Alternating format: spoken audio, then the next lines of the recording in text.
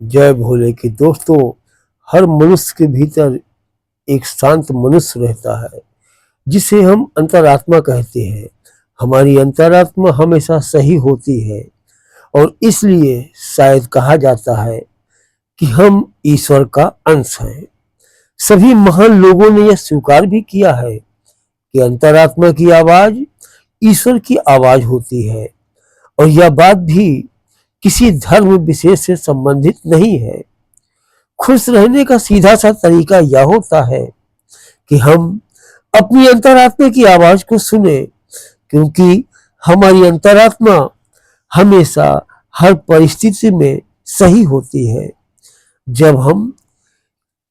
जब भी हम कुछ भी बुरा कर रहे होते हैं तो हमें कुछ अजीब सा लगता है, मानो कि कोई हमें यह कह रहा हो कि यह काम बुरा मत करो।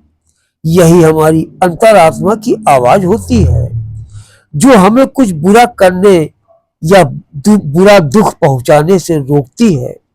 और जब हम अपनी अंतरात्मा की आवाज को अनसुना कर देते हैं तो अपनी अंतरात्मा से संपर्क कमजोर हो जाता है। जब हम दूसरी बार कुछ बुरा करने जा रहे होते हैं तो हमें अपनी अंतरात्मा की आवाज फिर महसूस होती है, लेकिन इस बार आवाज इतनी कमजोर हो जाती है कि वह हमें कम सुनाई पड़ती है।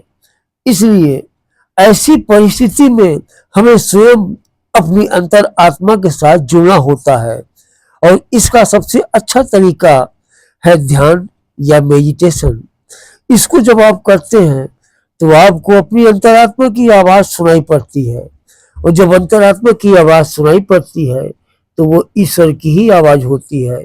और जो ईश्वर की आवाज होती है तो हमें किसी भी नकारात्मक निर्णय लेने से और नकारात्मक काम करने में नहीं देती है। जय भोले की हर हर महादेव।